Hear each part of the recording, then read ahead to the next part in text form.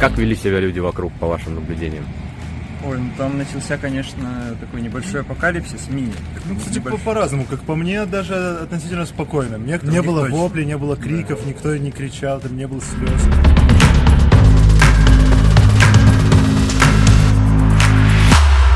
Пошел там в бомбоубежище, посмотрел там 20 людей где-то внутри здания. Было понятно, что это серьезнее, чем обычно, но доверяли все-таки системе, что все будет нормально.